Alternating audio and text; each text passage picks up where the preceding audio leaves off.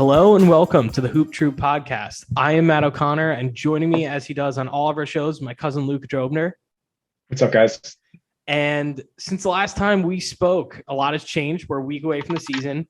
Ben Simmons is back with his team, though he didn't really... a week away from the season. What? 5 days. We 5 are days till the season. 5 days. We are right there, Luke. Recording this Thursday We're night. right here. Yeah. Absolutely amped. Let me tell you. Oh my God. I hope you're excited. I'm pumped. All right. Yeah. No, I was thinking about it. This offseason felt shorter because we had, for the first time in a long time, we had Olympic basketball, which carried pretty much right from the end of the season. Then Summer League happened. Like, it felt like there really wasn't much downtime where there wasn't basketball going on, which was unbelievable. It was great. But now, like, I'm like, oh crap. Like, we have to really changing gears into the regular season is so different than even the basketball that we did have this offseason. So I'm pumped to get back into it and have games that like actually matter. Not that I'm excited. Didn't. I'm excited just to see these teams play at full capacity because there's so many teams look different. I think there's a lot of really good young players who are looking to make an impact. I'm excited to see what's going on throughout the whole NBA. I'm just excited to watch basketball. Yeah, no, I think having like the regular like 2 games on every night, just the nationally televised ones, plus me watching every single Knicks game again. Like, I just think it's going to be fun, and it's going to keep me on my couch through the winter, which is probably what I need to do instead of spending money. But oh my God, I know. So we are going to do some season award predictions. So I was thinking we could do like the top 6 categories, like the big ones, like the MVP, Defensive Player of the Year, Rookie of the Year, 6-man, Most Improved Coach of the Year. Unless you have anything else you want to throw in there. I don't know if you have a burning Executive of the Year choice that you were going to say, but I don't. I think that who's the GM? Who's the GM of the Nets? Sean Marks. For Sean just Marks is for telling Kyrie just not to play. Yeah. Honestly, like, Kyrie, you can't be here. Trade him. I gotta say, Exec of the Year. I think it sets a good precedent that he said that, because how can you have just a part-time player like if it wasn't someone of Kyrie's talent, would we even consider it? No, they would cut the guy. Like, he just wouldn't be on the team. So like, I think it's very good what they did to be like, no, like, you can't show up when you feel like it. And, especially when it's something it's not like Kyrie has like a legitimate reason not to get vaccinated. Like, whatever his Instagram live was yesterday, it's just nuts. It's Steve nuts. Nash said he doesn't want to talk about it anymore, which is like showing you that the whole organization is at a boiling point with it. And the most frustrating, or I shouldn't say the most frustrating thing about it, the most confusing thing about it is that Kyrie himself came out and said that he's not anti-vax. He just doesn't want to get vaccinated, which doesn't really make sense to me. Doesn't make sense. It's contradictory. Like, why would you come to Brooklyn looking to win a championship with Kevin Durant and then like take any shot you had at winning a championship with Kevin Durant and just like throwing it out the window because you want to stand up for people who are misrepresented? I understand he wants to use his platform and speak out for people, but like, you're here to win a championship, look after yourself. And now he's lost a potential $200 million in career earnings. Yes. I mean, if you're the Nets, like, you don't sign him to an extension. There's just somebody might, like San Antonio might be like, but think about the money you would be paying him, whatever that, $185 million extension or whatever would be. Yeah. Think about where you can put that money to fill out a roster around James Harden and Kevin Durant. Like, it's a better version 100%. Of what they had last year. Like, it just is. Like, it's better than having Durant and Kyrie. So I think, like, yeah, if you're them, sure, obviously in an ideal world, if that's your plan to let him walk, you trade him for something and get assets back. Mm-hmm. But I mean, given the state of things, fine. You don't want to get vaccinated, then don't show up, and we're not going to re-sign you. I think that the people are talking about the 200 mil. I don't think it's going to be 200 mil. He's going to get an offer from somewhere. It's just not going to be that max extension he wants, I think. Right? Somebody's going to be like, I don't want to deal with this circus. So they're going to pay him 4 years, 65 mil or something. I don't know. Yeah, he is tanking his out, because that's the thing too. It's not even just this vaccination element of it. him bailing on the team last year and like going AWOL and going to that, his sister's birthday party or whatever, which was against team rules, like doing things that broke team protocol. Like, and then you factor in, like, I don't want to play with LeBron. He threw a hissy fit there, left in with the Celtics. Same thing in Boston. Didn't like it, wanted to leave, which, like, again, fine. I get that you want to leave places, but like at some point when this happened in 3 different stops, like, I don't think it was the places or the people around you. I think it's you. And so you kind of feel the same way about like Dwight Howard when he was leaving Orlando, and then he kind of bounced around a little bit. It's like at some point you have to mature as a player and kind of understand that wherever you go, it's not going to be catered to you. It's never going to be perfect. You kind of have to find a role on a new team, and that might be difficult. And I understand Kyrie's like this, great basketball player. He's a savant, but even the smartest people in the world still have to find a role and a situation that works. So, totally. No, and I think that's one of the few storylines that's going to trickle into the season negatively. Like, I think as much as Steve Nash and the organization want to be like, all right, it's behind us, he's not here. Like, they're still going to ask them questions about like, the questions will come. Every loss, they're going to be like, all right, like, do you wish you had Kyrie? Do you wish you had Kyrie? Should Kyrie be coming back? And like, it's not like Kyrie's not going to stay out of the public eye. Like, people are going to kind of hound him about things. It's going to keep coming back to the Nets. Like, it's going to be a distraction. I'm guessing he ultimately gets vaccinated. Like, I think I'd be surprised if he doesn't, especially if he claims he's not anti-vax. Like, it seems to me like he just will. He's got to get vaccinated. Yeah. And the latest news about it has been people talking about the vaccination mandate being removed from cities like New York and San Francisco, LA, and places like that. So maybe in 2 months, when the COVID cases aren't as bad and we're through this Delta wave. I mean, that's also assuming that relax happens. A little bit, but assuming that it happens, it's been a crazy ride. We've all been going through this. If you're listening from the United States, I know we have a lot of fans all over the world. Yep. It keeps coming back. We're like, oh, it's over. We're done. Nope. And then it comes back. So, cases are going down. It looks good. Vaccination rates are moving slowly in the right direction. We'll see what happens, but yeah, still a little uncertainty. It's not the best for sure. Best situation. But regardless, it's one player. Like 98% of the NBA is at least one shot vaccinated. So I think it's 96% fully vaccinated. Okay, 96. Yeah, we're getting back. We're getting a full basketball season, Luke. We're back. The NBA is I'm back. excited. Yeah, hell yeah. I'm so pumped. All right, so screw it. Let's dive into this. What award do we want to start with first? I think we go from like less fun to most fun. Okay, so what are we starting with? I don't know. Coach of the Year doesn't scream like a fun award. Okay, let's do Coach of the Year. All right. Who do you have? Because I'll defer to you. I'll let you lead off here. I want to go with like an Eric Spoelstra of the Miami Heat. I actually like that, but do you have any particular reason? I'm thinking about teams that were okay last year who are going to take a big step. Miami Heat is definitely one of them. And obviously, when you have a good team, it means it's well-coached team, So if you see the Miami Heat in the top 3 of the East, you kind of have to say, well, maybe Eric Spoelstra did a lot there. But the case against it is also they bring in Kyle Lowry, they're fully healthy, things like that. But but if you look at, I was going to say the same way that the Suns brought in Chris Paul last year and Monty Williams was suddenly in the conversation for Coach of the Year. And I think the other factor that, like, I think every year the coaches vote on different awards of like pretty much the same thing. And Spoelstra is always he like wins pretty often. He's a good coach. Yeah. I mean, he knows what he's doing. Yeah. I like that pick. I could see it. I think you're right. I think the Lowry addition and just the general success of the team in the past might trip them up, especially considering, literally 2 years ago, they were in the finals. So like, the roster is pretty strong as is, but yeah, I could see it. I could also make a strong case for someone like Mike Malone in Denver. Okay, interesting. Or obviously like Quinn Snyder at the Utah Jazz have another great year. I think Quinn Snyder could be in that conversation. And that's the same thing where I think we're all expecting there to be kind of like a return of the natural powers in that conference, because I feel like the past couple of years The Jazz and the Nuggets have always kind of crept up there, and I guess the Suns too, to compete for that 1 seed or like even just the top 3.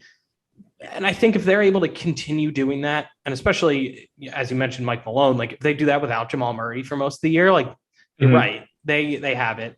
This screams like another Quinn Snyder type year to me.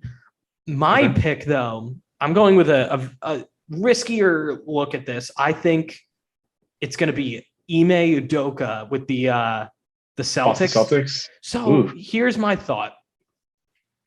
If that Celtics team can be top 4, I think people, it's not great. And that's why I think if he comes in his first year and kind of makes them rebound, especially with a worse roster than when they were, in that upper tier in the Eastern Conference, I could totally see him stealing this thing. And I could see the narrative getting behind it. I could see Jason Tatum creeping into like the MVP conversation because he would have to be that good for them to be in the top 4. It's kind of the thing. Okay.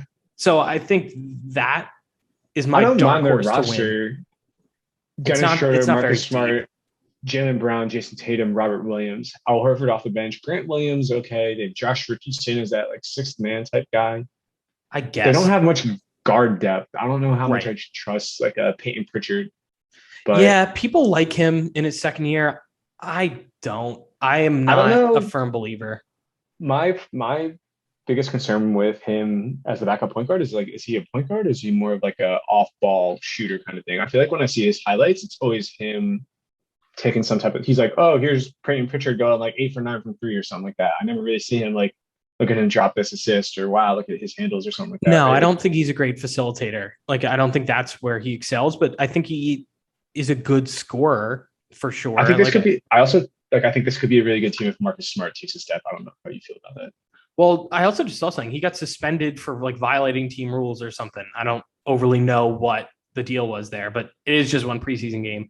But I heard he got in a spat, like some sort of not fight, but like verbal altercation with, I think it may have been Robert Williams or Grant, or it may have been what's his name? I think I know what you're talking about. Oh my God, I think I've read that Grant Williams as well. Yeah, so I think he got in like some fight at practice over like one of his teammates flopping and like was yelling at him, like stuff like that, where I'm like, he is trying to be that leader that the team kind of needs. I could see it backfiring a little bit just because of the way the Celtics have been the past couple of years. So I don't know, but that's my dark horse for coach of the year. Because I think you're right. If they click and like a lot of those things go right, they could be a good team. But it remains to be seen, though. There's a lot of variables. Who's the coach of the Hawks? What's his name? Oh, the guy who he was just the Pacers coach. Nate McMillan. Nate McMillan. Thank you. I could see him doing well because the Hawks started off that year really slow, and then they crept all the way up to the 5 seed. Yeah, and he came in and was pretty responsible for that. I think they have a great roster. Yeah, I think actually that's a really good pick. I think they drafted Sharif Cooper out of Auburn, who's like Trae Young basically. Yeah. Now he's coming off the bench. You'd like to see some of their younger guys who are playing in that playoff run kind of take another step. 2 years ago, they drafted Onyeka Okonkwo, who plays like forward center for them. I could see like if he takes another step, that could be really great. Cam Reddish looked really good in the playoffs. Like if he takes another step, they could be really, really competitive in the East. So McMillan definitely has a shot as well. The other issue they had last season was they had a pretty bad string of injuries to a lot of guys. So, I mean, I know you can't count on this, but if they stay even remotely healthy, they're so deep that, even if you do, have to rest a guy here or there, like I think they can handle it. As long as they don't get overwhelmed like they did at the beginning of last season, they'll probably be in good shape. I could totally see it. All right, let's switch this up since we're getting the boring ones out of the way. I'm going to go to, I don't know, I think most improved, probably next least exciting. Right? All right. Who do you have? I didn't think about this one very hard. Okay. I have one. Go for it. I don't know. I don't love the answer. Can I give two? Can I give two and say one is kind of like dumb? No. I mean, we're going to talk about this for a little bit, but so go ahead. The one that I think will get it is Klay Thompson, but I also think that's like kind of a dumb answer. He has missed 2 seasons of basketball. Yeah, but it's not. He tore his Achilles and it's not best comeback player of the year. Yeah, it's not but like, comeback player of the year. It's improved. I know. So if you think about Klay, last time we saw Klay Thompson, is he going to be better than that last Klay Thompson? That's how I kind of think about it. See, I look at it as he tore his Achilles and his ACL. And even if he comes in and is like a solid Average player, like that's nuts to come back from. Back-to-back injuries of that magnitude. Like, even coming back alone is pretty nuts. So that's why I think that's one real, but like the one where I think it's more of like a deserved award. And I agree, like kind of like you just said, like that's more comeback versus actually winning it. Improved. Lonzo Ball starting for the Bulls. I think he's going to be surrounded by some good pieces. I liked what I saw. He could be in for a big season. I liked what I saw from them in the preseason. And I think he has already shown a pretty strong connection with both Levine and DeRozan, who they don't strike me as off-ball players, but I think they can run a system there where, it highlights Lonzo's passing ability a little bit more. And he doesn't have to really, bear the weight of any scoring load. So he's going to be more of like a spot-up shooter. And I think that can be a little bit better for him. I think Lonzo, you just said it yourself. I think Lonzo's going to be off-ball. I think he's going to kind of run that transition offense, similar to like a Ben Simmons type person. Yeah. Where like he'll rip a rebound and he'll run down the court. You guys, like Levine's super athletic, DeRozan super athletic. They played a super small ball with Levic at center, and they put Caruso in, right? So that the lineup is Lonzo, Caruso, Levine, DeRozan, Levic, because DeRozan was playing power forward for the Spurs. So they kind of play that, and that's a fast lineup. They run, they dunk, It's fun. It's going to be a high flying offense. They have like at least three guys where I think they could score 30 any given night. With 100%. Being DeRozan, Levine, and Vucevic. Like, I think any of them could go off for 30 any night. And so like teams are going to have a hard time keeping up with them. The only thing is they suck at defense. Like, they're not a defensive team. So that's going to be their problem. But I think if they got Lonzo and Pat Williams, I think they'll be all right. But right, I think you can. Let me ask you something. Coach that team. Okay. Do you think Lonzo's going to put up bigger numbers on this Bulls team than he did last year? That's like that. When I think about the most improved, you want to see a guy who statistically increases numbers. Like, if you look up, I think he could. Ball, I think he could. I think the Pelicans roster was not engineered for anyone to thrive, really. So do you think Lonzo is going to put up better than 15, 6, and 5? 15 points, 6 assists, 5 rebounds. Do you think he can do better than on this Bulls team? I think he can. The problem is, like, he really needs to up the scoring for him to really be in the category, since, like, I think that is usually a driver of who ends up winning that award, who, like, kind of takes a step into, like, a lead role. But, like, I think he can become a better all-around player. Like, I think he could his shooting percentages could go up. I think his efficiency, like if you take like his assist turnover, that sort of thing, he could be a little more efficient and safer with the ball. And like he can make strides in those other areas and maybe get better as a defender. Like I think he could definitely improve in ways that, and especially if the Bulls do play well, could be, monumental to a team's success. And I think that's enough to get consideration for most improved. Okay. Just going around the league here, looking at some of the other teams, like, do you think Trae Young has a shot, and then Hawks comes out has like a MVP type caliber season? I don't. No?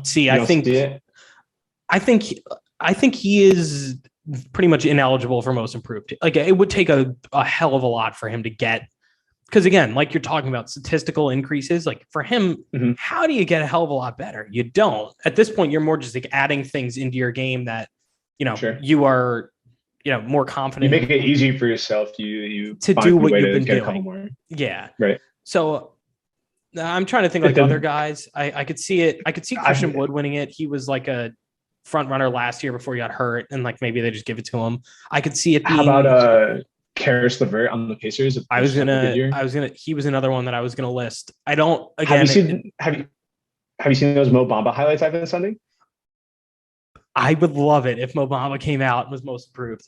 And especially that's another example of guys on bad teams who kind of jump in and really take on like more of a focal point role and lead a team to beat expectations. So I could totally see Mo Bamba pulling it off. He's looked good in the preseason. And again, backing up, it is preseason. How many minutes is he going to get competing with Wendell Carter? That's my biggest concern. Because if he's not playing 30 minutes a game, does he have a chance at most improved? You know? But what do the Mavericks have to lose? They're just going to run with the hot hand and trust whoever they think is better. Like they have nothing to lose. They're going to pick one of these young centers and go with him. I think that was part of the incentive in trading for Carter. You don't see them kind of splitting time like 25 minutes a game each, 24 minutes a game each? I mean, unless Bamba is like demonstrably better than Carter, like I would imagine it's like that. Maybe one of them gets up to 30. It's like 30-20, that sort of thing. Foul trouble. You never know. Like I think game script is going to determine a lot of that. But I don't know. Like I really don't know. It would be super interesting. Could you see like a Michael Porter Jr.? Yeah, I feel like he could be the front runner this year to win it. Like I think if he's in that race for the scoring title, like you could see it, right? Well, right. If he can make that jump and do it more consistently and just get better at defense, because he is just, I mean, he's a revolving door on defense. It's bad. But so I think if he makes those jumps, and especially with Jamal Murray out, if he can make those adjustments and like really take on the number 2 to Jokic role, even more so than Aaron Gordon, and like start playing at like that elite level that he was originally going to be a number 1 pick, and injury concerns are the reason it didn't happen. Right. If he can be more like that guy, 100%. And that's why I think, when I was doing my research, like I noticed a lot of pundits like him to win the award this year because the opportunity is absolutely there. I think he has a very good base around him. It's a consistent system that he's been in and is kind of used to. So I 100% think he can make that jump. How about some of these 30-year players like a Ja Morant or Zion Williamson? Do you think they have a chance? Good Lord. Did you see the report that just came out about Zion? He's not even running right now. He's literally, he hasn't even started running yet. Yeah. Like not good. So Zion to me is out there. I don't envision it being him. Ja, maybe. I doubt it because, well, maybe. I don't know. I think it's more that I don't think it's that I trust the Grizzlies enough to perform as a team. I feel like if Ja Morant adds a mid-range pull-up, he could be in the running, right? Because that's going to open up a lot more for him 3-point wise and creativity wise, getting to the rim, dishing out assists, things like that. Last one, hometown favorite RJ Barrett, is he in the running? I'm going to say no, just because I think the distribution of minutes on this team is going to be weird. And there's like a lot of mouths to feed. And it's not like they're going to lean into one player any given night. Like it is generally going to be Julius Randle, but like one night is going to be a Kemba night, maybe a Fournier night. Then RJ is he's going to do better than he did last season. He looks much better as a passer already. Granted, it's preseason. Looks better as a passer. His jump shot looks very smooth, which it was already, he shot like 40% from 3 last year. Like it's consistent. And I mean, if he gets better defensively and like can actually step up and guard the best wing on another team, like maybe. But I just think the volume is not going to be there for him to be in that conversation. And I think if it was the same roster as last season and he made the same jump, then yes. Like I think if you didn't have Fournier next to him and you still had Reggie Bullock, you can't create off the dribble and like whatever, and Elfrid Payton, like I think he would have a little more opportunity to demonstrate that he's better. So no, but like I'm going to put the asterisk of like he is going to be a much better player, even though the stats might not show it. Okay. All right. What award are we going to next? Six-man. I feel like we get defensive player of the year. Yeah. I feel like there's like 3 players that are the only ones. 6-man is cool. You get like a Jordan Clarkson in there. It's like, that's cool. Yeah. Yeah. All right. Okay. So defensive player of the year. Who do you have? It's got to be like a Giannis again or a Rudy Gobert. That's you got to pick. I mean, there's only a few guys defensive guys. Right. There's only in my mind. There's 3 guys in the league right now that could potentially win, and Embiid being the third. My hot take that, again, I don't think happens, is Ben Simmons, because he's always in the conversation. I think it's a question of, does he even play games for the Sixers? Like, are they actually going to even play him? And here's why I think if he does play, like, he is trying to make his value go up so people trade for him and he can get the hell out of there. So he has to play well. What's the thing he does best? Defense. He's going to defend the hell out of the ball and look like an absolute menace.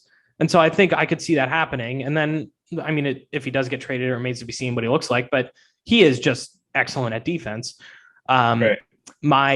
If it's not him, then I think it could be, my dark horse is Matisse Thybulle on the Sixers as well, because if Ben Simmons is either doesn't play or is traded sooner than later, it's going to be more opportunity for him to play. And he's already such a strong defender. He's such a great defender. Right. So I could see him with a larger workload, where the goal with him isn't necessarily his offense. It is just really play defense. I could see him coming in and being like this, solid replacement player, in the absence of having Ben Simmons guarding your perimeter, offensive players.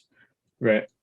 I like defensive players so one-dimensional. Like, it has to be a defensive-minded center, or pretty much. Like, it's so rare that a wing wins it or a guard wins it or something like that, right? Even historically, it's nearly impossible. So even the forwards, like, I can't, even with that, like, unless Draymond has a comeback season. Right. It is pretty. I feel like the pool is pretty narrow. Like, as far as, and I don't even know if you call him a wing. I could see Marcus Smart getting in there. The Celtics are trying to re-identify defensively, and it does start with him. He's their best defender. Like, if they make that jump that I mentioned earlier, like, he's going to have to do well on the defensive end. Everyone on that team is, but it starts with him. So, like, those are the guys. But, like, again, I don't see them giving it to someone that's not one of the top 3 guys realistically. Like, I think you're right. I think it's probably Giannis, maybe Gobert again. And they have to be on like a good defensive team. You could make cases for someone like a Jarrett Allen, but the Cavs aren't going to be good enough for him to be considered. No, and there's a few guys like that where they are strong defenders, but their teams just aren't good enough. So, like, I think it's right. They don't make they don't make an impact so great that their team is winning games because of their defense. Exactly. Right, and there are players that do that. And like a Gobert or a Giannis, right. And I mean, when you drive into the paint and you see them, like, you change your plan, how you play. Yeah. Right. And so there aren't many players that are like that. And especially, you're right. Like, when you see a perimeter player, like, there's even fewer that are like that. So to me, I think it's going to be a center or like a bigger forward. I doubt it'll be Anthony Davis. I like Anthony Davis, but if they're playing with the 5 more, then I don't love it. I like him more defensively against power forwards, just because he is more physical, but also pretty quick. He's a tweener. Like, he's not really a center. He's not really a power forward. Right. And so that's why I agree with that. I could like him. That's why I think is good that he's going to play more at the 5. I think it's good that he's not refusing to play the 5 this season, because he should have minutes of the 5. He should. Exactly. But I still don't think he's going to. I don't think Dwight Howard and DeAndre Jordan get it done for you at center. Nope. I think you can play I think if you have to play like a Jokic, it makes sense to have one of those guys on your team, put him on the floor. Yes. Right. Matchup wise, it's great to have those guys. But realistically, if you're trying to win games, you're playing Anthony Davis at the 5. If you match up against the Phoenix Suns, you're playing Anthony Davis at the 5. Yeah, you are. Because as good as some of those guys are. Oh, I could also, speaking of the Suns, and I don't know how this slipped my mind, I could see Ayton being a most improved candidate as well. They're not willing to give him a max extension, like all this stuff. I could see him being like, screw this, I'm going to go force my name. And but anyway, I digress. Back to Defensive Player of the Year and Anthony Davis. Like, I think probably not him, but I think you're right. My money would be on Giannis again this year. All right. I'd put it. Yeah. What were you going to say? No, go for it. No, I mean, like unless Embiid has like an all-time defensive year for Embiid, it's got to be Giannis or Gobert. Yeah, I would think. All right, let's switch this up. We got 3 more left. We got obviously MVP, Rookie of the Year, Sixth Man of the Year. What would you rather do first? Let's do 6 man. All right. I'm not going to say the one I'm thinking because I don't think he'll qualify. Because I think you can only play a certain amount of games in the starting lineup to qualify for it. And I have a feeling he's going to play too many games in the starting lineup. Derrick Rose, I think, is the favorite after his season last year. I think Kemba Walker is just too brittle. And so he's going to miss enough games that Derrick Rose has to start in and he's not going to qualify for it. So that would be my pick if Kemba can stay healthy. If not, I don't want to say we're going to get the Jordan Clarkson repeat. It feels like a lock, but it does feel like a lock. But I'm going to go with his teammate from last year, who was very much in the conversation as well, Joe Ingles. I think Clarkson was great for them. Mm-hmm. I could see Joe Ingles being more significant this season. I could see that team. Well, because I think they are going to have to play a lot smaller. And so I think he is going to get matched up against some bigger players because their roster is not outside of Gobert. They don't really have any centers. They're really not a big team. And so I think they had Favors. I mean, like, are you sold on that? They don't have Favors. They have Hassan Whiteside. They added Whiteside when? He's on their roster according to ESPN. Wow, I missed that ad. I think that's a great backup center for them because like you pull Gobert out, you literally replace him with like Gobert Jr.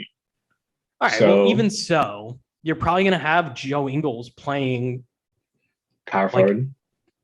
In some cases, I guess you have Rudy Gay too. Ooh, actually, I don't think I like any of these Jazz players as Sixth Man of the Year. I think they have too many guys who are good coming off the bench who could score. I think their rotation gets. Oh, I know one. Minimized. He's not going to start. He's not going to start on this team, but he's this type of guy. Tyler Hero. He's going to come off the bench, be a spark plug, score a lot, and the Heat are going to be good. 100%. I mean, when you think about Sixth Man of the Year, you kind of have to stick with that role. If you think about the Sixth Man of the Year, all-time great, you think about Lou Williams. Yeah, you have a guard, you have a combo guard coming off the bench, puts in somewhere between 15 to 20. Right, that's what you're absolute spark plug. Might close out games, like that sort of thing. Right. So like I think depending on what the Hawks do with their lineups, like I could see like a Bogdanovich. Yeah. Well, he'll start. That's saying, is Hoarder starting or is Bogdanovich starting? I would imagine Bogdanovich. They paid him all that money. I would imagine Bogdanovich as well. But when you take Trae Young off the floor, are you running it through Hoarder? Right. So you kind of have to think about like first unit, second unit. So I can see Bogdanovich starting the beginning of the year and then them having to make some changes and whether or not that qualifies him or not.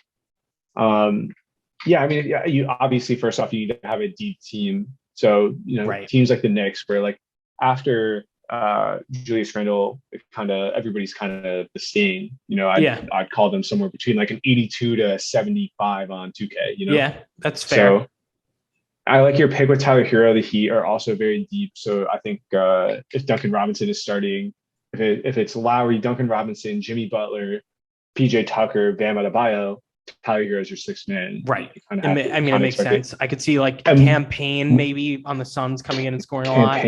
But I don't see him having that success. No, either do I. But I'm more listing those guys who fit that mold of the traditional six man.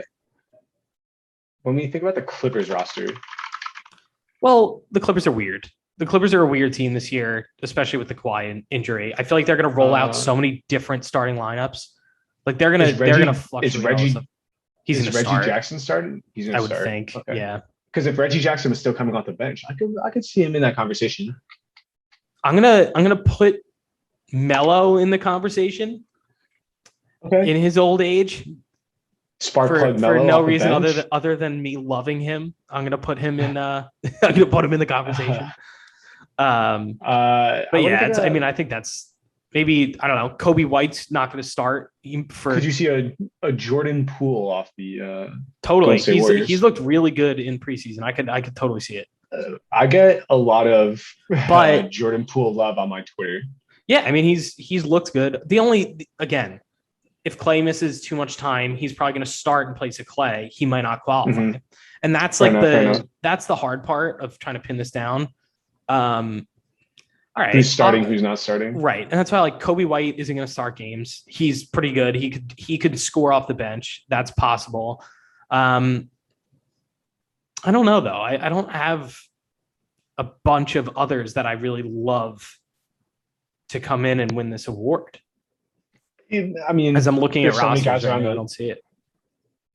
You kind of have to think about guys who've kind of established that 6-man role already, guys who are comfortable coming off the bench. Right. So, I mean, you think about Clarkson, and obviously you need a deep team, and that team needs to be good. You can't have the Cavs aren't going to have a 6-man of the year, even though their roster is pretty much through and through very even. Right. Well, I'm assuming they're starting both segments of Sexland this year. I'm guessing are both going to be starters. They got to, but they I'd be surprised have other guys. Like Ricky Rubio is on that team, so like maybe Rubio starts instead of Garland or something like that, right? And I mean they're not going to have a 6-man of the year looking at their roster right now, but you never know.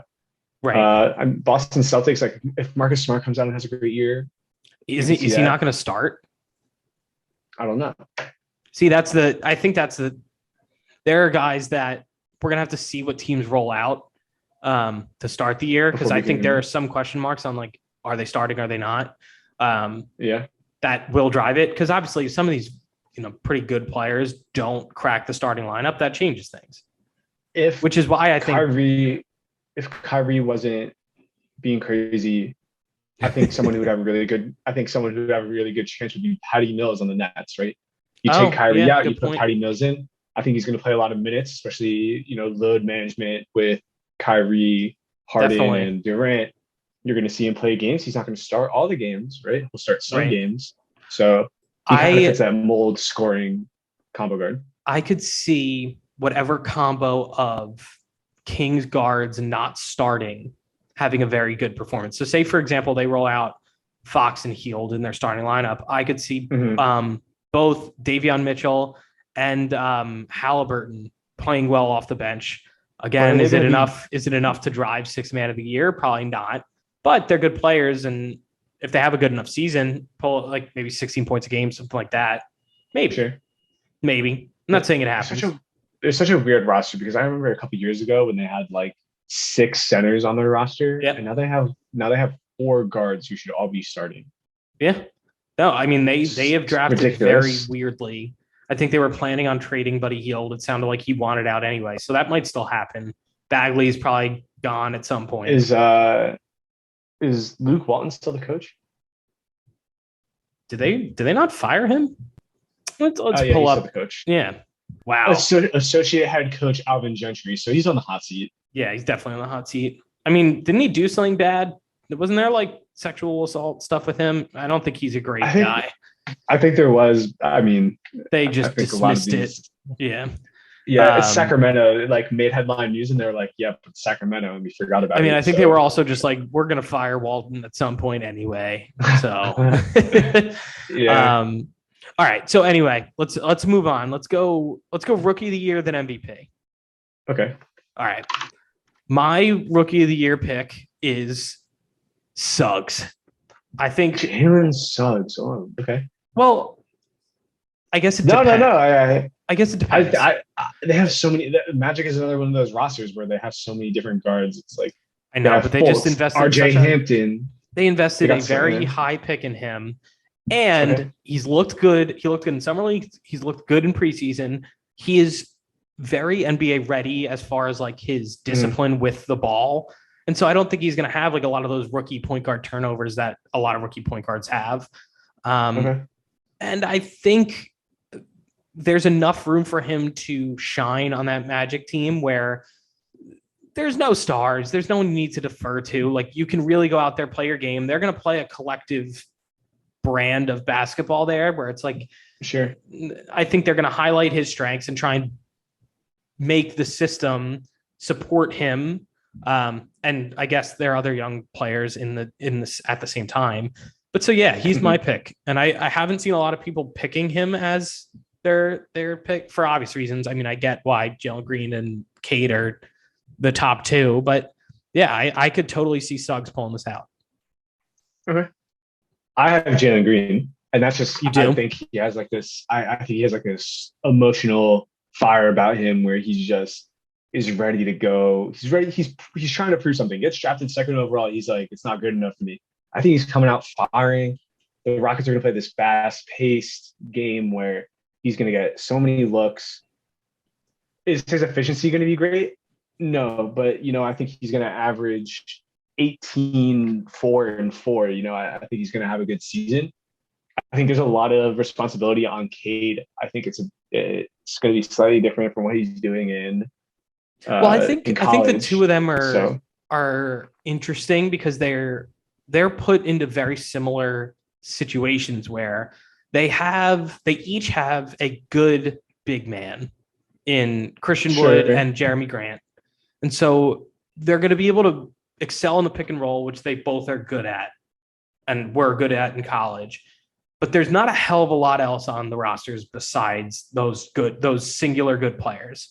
So they're going to have something to lean on, but a lot of it is going to just be like, all right, like, it's up to you to now. Get it. Yeah.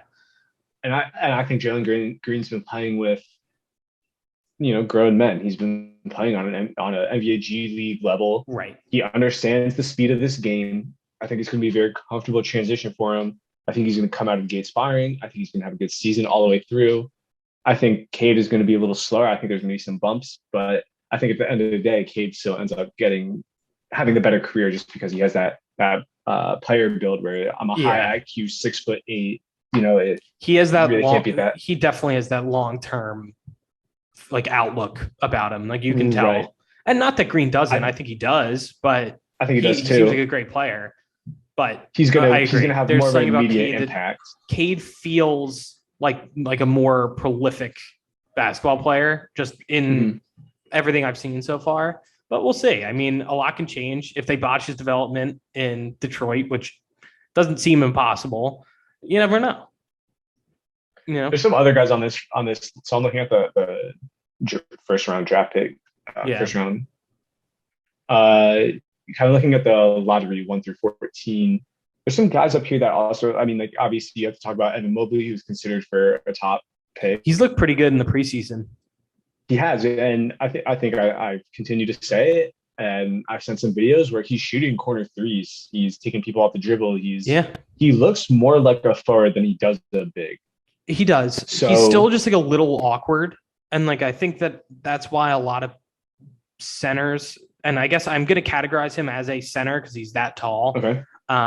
Or I'll just say big men coming into as rookies, like, usually don't perform as well because you're banging against grown men who are gigantic. It's not even like you're going against the grown men who aren't as big. Like, you're going in there and your goal is to go pound inside, which, like, you're going to get your ass kicked at 19 years old. You just are. So, especially in his case where he is like kind of like a twig, I just think it's going to be hard for him to put up the numbers you need to win Rookie of the Year. I think he'll be good. I think there's absolutely promise for him long term. But I think for that reason, and because like the Cavs are weirdly big and have a ton of big men, they're obviously going to pump a lot of minutes into Mobley, but at the same time, like, he's competing with so many different guys: Jared Allen, Kevin Love, Lauri Markkanen, Taco Fall. Kevin Love's barely going to play. Taco Fall's going to barely play. I know. I'm just saying there's plenty of guys on that roster who are going to get minutes. And so, like, to me, I think he gets looks at small forward. I think he gets looks at small forward though, and you think I see him. I really think he does, because how are you supposed to fit Kevin Love, Lauri Markkanen, and Jared Allen on the floor at the same time if you have Mobley? If you want to play Mobley 30 minutes a game, you end up playing him at one of the forward spots, right? So I think at some point he's going to get matched up against Kevin Durant's and LeBron James's, and we'll see how that goes. I don't think it's going to go well. And then, at number 4, you have Scotty Barnes. I don't think he's going to see enough of the floor to be considered. No, I don't know why. Because once the Raptors get healthy, they have a lot of guys who play 3 through 5. That's right. He's going to be playing more off ball in his rookie year. Whereas to win, you're going to definitely need to be more of a ball dominant. Have the ball in your hand. 6 is Josh Giddy. He's looked solid, and again, like the Thunder are a weird team where they're just going to give the ball to young players and like, you're like, all right, have fun, develop, I don't think it's going to be intense. Like he could easily surprise people and pull that out. I don't think he will, but Kuminga at 7, no chance. No, they're trying to he's buried on the depth chart. Yeah. Number 8, Franz Wagner. No. Can't really Sorry, see dog. Davion Not Mitchell, happening. Davion Mitchell definitely has a shot. Mm-hmm. Depending on what the Kings do with those 4 guards, because they're like, how the hell do you play all of them sufficient minutes? And like, you're not playing Fox small minutes, so like you really have 3 guys to 2 different spots. Compete for 1 spot, or they could play a 3-guard system. Who knows? But yeah, maybe. If he gets the right minutes, I could definitely see him being in a conversation. Totally, because he's locking people down. He's shooting the ball well. Yeah. So number 10 was Zaire Williams to the Grizzlies. I doubt it. I like him. A lot of guys playing small forward. I like him too. He's definitely more of a project than anything. But Bouknight to the Hornets. I think he has a shot too, because if he's playing that 6th man role, he's coming off the bench trying to make something happen, trying to be that spark plug. If he ends up having a good season and he averages 15 points a game, I could see him in that conversation. I could see it. They would need to, it would need to be where he makes an impact and like helps truly win them games, and not lose. If they're a playoff team, you could. If they're a playoff team, if they're like the 7 seed, you can kind of see him in that conversation where it's like, look at the impact he's making. Obviously, if LaMelo Ball takes a huge sophomore step, you don't really know how well Bouknight's doing, but who knows? Number 12 was Josh Primo, who I mean, he's looked good. He seems like a good fit for the Spurs, like just like a good project, but I don't. The opportunity might be there, but because the Spurs are going to be a weird team. Guy. Yeah, I just don't. It's going to be a pop run system. Yeah, and I don't think he's going to look like the ball dominant guys. Some of these guys at the top of the list. No. 13, Chris Duarte. I don't think he's going to get enough minutes. 14, Moses Moody. Again, no. And then it kind of, after that. Trails after that. Doesn't look so great. Corey Kispert, Sengun, Trey Murphy, Trey Mann, Kai Jones, Jalen Johnson, Keon Johnson, Isaiah Jackson. Yeah, see, it fizzles. Yeah, I think it's got to be like someone in like the top 6 probably are going to end up winning it, just because the opportunity's there more than the other team, more than the guys in the other situations. Right. That's kind of what it boils down to. It does. Yeah. Yeah. Okay. All right. Let's switch it up. Let's go MVP, the big one. All right. You start with your MVP pick. All right. This year's wide open to me. Like, I don't think. No, every year I say LeBron, because let's face it, LeBron is the most valuable player. He's the most valuable player in the NBA. He has been since pretty much he came into the league. I'm not going to be over it. I'm going to be on my deathbed being like, LeBron should have more than the 2 MVPs he has. It's insane. He has 3, I think. Whatever. I think he only has 3. He definitely won 2 in Miami. He has 4? He won 2 in Miami? All right. Whatever. He won 2 in Miami. He probably has 2 in Cleveland before he went to Miami. Yeah, I was going to say, I don't think he won after that. All right. I'm pulling up LeBron because I need to get this right. Most Valuable Player Award. Okay. He won 2009, 2010. He won 2008, 2009. Okay. He won 2011, 2012, 2013. So he won back-to-back in Cleveland, and he won back-to-back. Got it. All right. So he's got 4. And all right. If Derrick Rose didn't win 2010-11, LeBron might have had 5 in a row. You can make the argument that Derrick Rose shouldn't have won that one. I don't want to do that right now because that is a whole other conversation that I don't have the information in front of me, but I know that in my heart, Derrick Rose shouldn't have won and probably wouldn't have won any other year with the numbers he had. But that's a whole other conversation. Anyway, so this year, I don't think it's going to be LeBron because I think that team is just going to coast until they're in the playoffs and whatever. I am going to go with, I'm not going to go with, I think the obvious choice in Giannis. I think he could just run it right back. I don't think it's going to be Jokic. I think Embiid is clearly a front runner if he could stay healthy, especially if Ben Simmons is there. But the Giannis jump shot videos have. Yeah. Well, I mean, it looks eye-opening. It looks very smooth. I don't think it's Luka because I don't think the Mavericks are better. And I think that's what holds him back because it's just he's going to be excellent again and they're not going to get better. And they're still going to be in that 6, 7, 8 range. I think it's going to be Kevin Durant because I think without Kyrie there and even with Harden, he's going to have to take on a huge workload. And now you don't have the same conversation of, all right, we're nursing you back. If you think about the Lakers and you're like, oh, well, the Lakers are just going to coast. You don't think the Nets are just going to coast? No, I don't. I think they're more motivated after last season and with what everyone's been saying about them and whatever. I also just think with the way last season ended, they are far more motivated to play on their home court, throughout the playoffs. I think that they are additionally there's a fire under them because not only did they lose, they didn't even get to the conference final. They didn't even get close to what they were trying to accomplish. And so I think they're going to come out firing. I think Durant's on a mission. I think it's going to end up being him. And I think he's going to win the scoring title on top of it, which I think reinforces things. And yeah, he is, I think, my favorite to go ahead and pull this thing out. Okay. Why? What do you have? So I'm looking at the 2020-2021 box plus minus leaders, which is the biggest indicator for the MVP. Nikola Jokic blew everybody away with a box plus minus of 11.7. Next was Giannis 8.8, right? And that's why Jokic is winning the MVP. Obviously, you have the same guys up here at the top: Jokic, Antetokounmpo, Curry. Steph. Obviously, maybe. You have to throw an Embiid in there. You have to throw a Harden in there. You have to throw a Doncic in there. If Damian Lillard all of a sudden has the most unreal season ever, put a Damian Lillard in there, right? I like your Kevin Durant, but he didn't even finish top 20 box plus minus last year. I don't see him on this list. Okay. So a little interesting there. All right, fine. I'm not. He also missed a ton of time last year and was coming off that injury. So I think this season is a cumulative stat. So you have to be on the floor so if you play 82 games, your box plus minus is more likely to be higher than if you played less than 82 games. And so he was out with, I think it was a hamstring injury or whatever it was last season. He did miss a lot of time.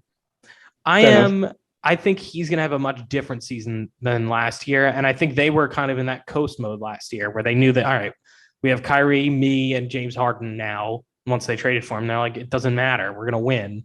And then it did matter because they were all hurt and whatever. But that's my guess. I think he's going to just try and dominate. It will dominate. And then the rest is history. Got my MVP. We'll see. Who are you picking? My pick is Embiid. I think with this Ben Simmons, what's going on type thing, I think Ben Simmons is barely going to see the floor at the beginning of the year. They're going to find a groove with Embiid. And they're just going to ride it as long as they possibly can. I think if he can stay healthy, he is by far the best player in the league, no doubt. Most dominant force, right? He's drawn fouls, he's scoring points. He's going to put up 28, 12, and 5 a game. Those are MVP numbers. And he's going to put up 2 blocks and a steal as well. So I think if Embiid stays healthy, he's up there. You also have Curry. If the Warriors are in the playoffs, you got to put Curry in the MVP conversation again, right? But they're not conversations. Are they going to be a top 5 team? You kind of have to be on a winning Westbrook won it when they were the 6th. You're right, but he was averaging a triple double. That was pretty monumental. What do you accomplish that season? If Curry's averaging 32 points a game, he's my MVP. He single-handedly leads that team. Steph Curry, massive impact player. If he plays a full 82 games, the Warriors are the sixth seed in the West. Yeah. MVP Curry. Okay. Another guy. So last year's number 4 in box plus minus is Jimmy Butler. I'm a huge Jimmy Butler stan. I love the grit and grind. If, obviously they bring in Kyle Lowry, that's a huge addition. They stay healthy. They look good. They're second in the East. There's a storyline there that Jimmy Butler could be the league MVP. Luke, if Jimmy Butler wins league MVP this year, I truly don't believe it's happening. I will buy you a Jimmy Butler Miami Vice jersey. Okay. There's no way it's happening. This doesn't even need to be a bet. I'm just putting it out there. If it does happen, you have this recording is out there in the world. Good. There's no way he's winning the MVP, Luke. Look, that team has way too many people on the roster. He's not going to have No, there's no way. I want to make this very clear before Jimmy Butler wins MVP. I don't want one of the ones where it's half pink, half blue. I wasn't going to do that one. I would never do that. I want the full baby blue. Right. Oh, I know. Okay. Luke, he's not even coming close. He's not going to be top 5 in voting. I think if Jimmy Butler averages 22, 7, and 6, he could have a chance. Even then I don't.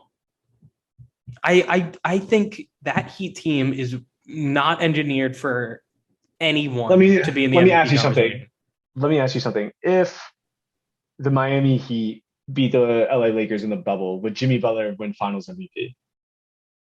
Yeah, probably, definitely. He could win an MVP, but just because likely, I mean, that was the best player on. He was the best player on one individual team, and so yeah, he would win that award. He wasn't the best player on all of the teams. He doesn't have to be the best player on all the teams. He has to be the most valuable player in the league. He has to make the biggest impact on his individual team. So he has to be the best player on all of the teams. It's pretty much what it boils down to. If you took, I mean, Jokic, his game is very scalable.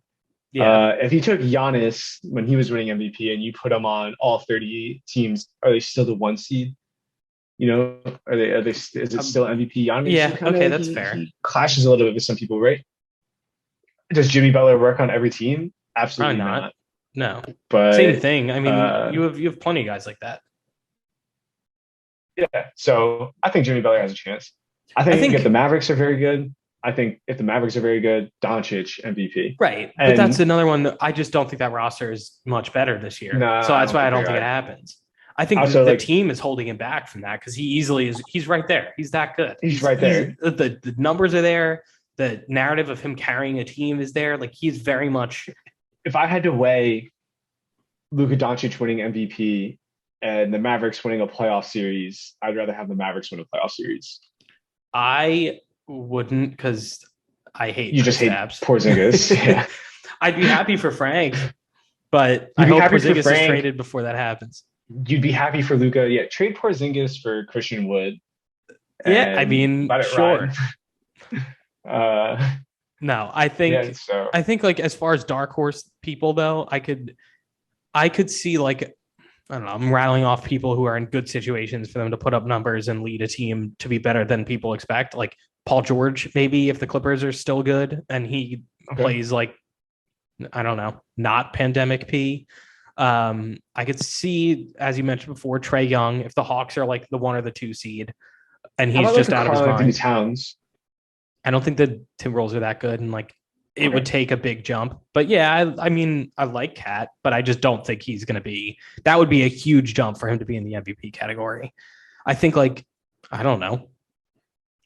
Like I mentioned before, Tatum, maybe if he makes that jump, but like it's all contingent on jumps. Whereas the rest of the guys we mentioned earlier are the locks. They're going to be in the conversation no matter what. It's just, maybe you have some guys take huge jumps and like really lead a team like a Tatum. I don't know if Randall keeps doing what he's doing and improves like, and the Knicks are somehow in the top 3, maybe he's in the conversation. I'm just like, now he's number 22 in box plus minus. Yeah. See, like I'm just spitballing guys now who are just in that situation where they're kind of like the team leader. And if the teams improve and they're kind of the leader and bump their numbers a little bit. But if you want to win an MVP, you have to be more than a team leader. You have to be a first team NBA talent. I don't let's know. Say Dame doesn't. Let's say Dame doesn't get traded, and the Blazers are in the top 3. Maybe he's in the conversation. But I could realistically see Damian Lillard being first team All NBA guard. Right. So could you not? Yeah. So he could easily end up being the MVP. Right. But that's, again, I don't think that happens. I think Portland is not good enough as a team for him to do that. But who knows? And maybe he gets traded in the new situation. What happens if he adds Kawhi Leonard's defense?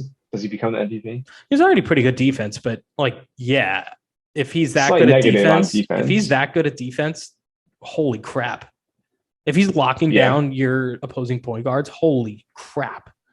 Like he holds Chris Paul to 10, 4, and 4. I mean, if he's putting up shots. If he's dropping 45 and then your like elite point guard is putting up like 20 instead. Yeah. Come on. I mean, I don't think he does that. He just isn't. I don't think he does either. He's not that guy. I mean, that might put him in the conversation. I don't know.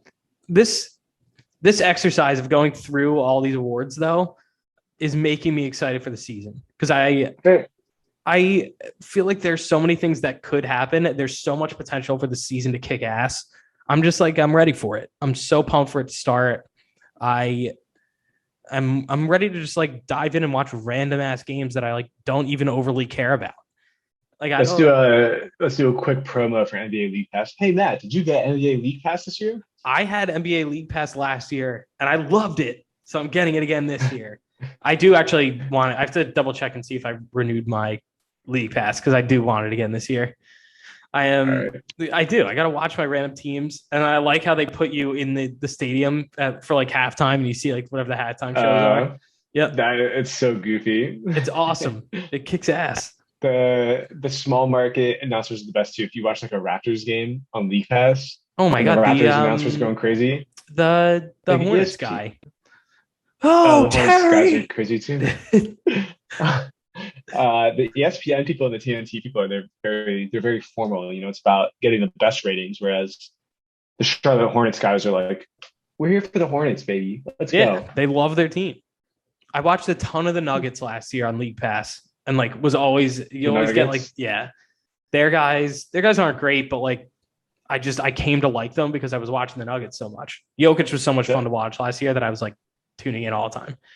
I think I had League Pass 2 years ago. Yeah. Maybe the year before you guys got it. And I remember watching Nuggets games and like being depressed. Yeah. Like, they're so close. They are so close. If Jamal comes back this year and like can play, that'd be so great. It could happen. Yeah, we'll see what happens. Yeah. I don't know. Luke, we're 5 days away. We're gonna get some answers pretty damn soon. What's the first game of the year? Lakers, Golden State. It's a good question. I should know the answer to this. I don't know what the first game is. How are we calling ourselves NBA fans and we don't even know this? Such a shame. Let's see. All right, Tuesday the 19th. It's Nets Bucks at 4:30 p.m. Pacific. Okay, so 7:30. 7:30 Eastern. From Pfizer Forum in Wisconsin. In Milwaukee. Okay. I'm pumped for that to be my first game of the year. And the second game of the year is Warriors-Lakers at Staples Center. Oh, hell yeah. I don't know if I'll stay up for that. But I mean, the game will end at like 9:30 for me and I'll like cry myself to sleep. Yeah, you're so lucky you have that West Coast. No, it's terrible because the ESPN games on Wednesday, Celtics-Knicks at 7:30 Eastern. Yep. And then Nuggets Suns at 10. I know. Part of me is like debating going to that Knicks game, just shelling out the hundreds of dollars for a ticket at Madison Square Garden for opening night. Jesus, I wouldn't do it. I won't do it. But the Thursday games are. The Thursday game is really good. The 7:30 Thursday on TNT, Mavericks Hawks. I'd love it. That's a great matchup. It's a fun game. You get the Trey Luka conversation going early in the year. Okay, opening week Friday night, looking good. Nets Sixers at 7:30 Eastern. All right. And Suns Lakers at 7. Ooh. Those are some great games. We got A lot of games on Friday. We got games. We got games. Hell boys. yeah, Luke. And what's nice is we're gonna have games literally until like June of next year. There's just always gonna be games. Regular season games. Hey, I'll take whatever I can get. Playoffs are gonna be crazy. Yeah, I mean, but we got to get there first. Plenty of basketball until.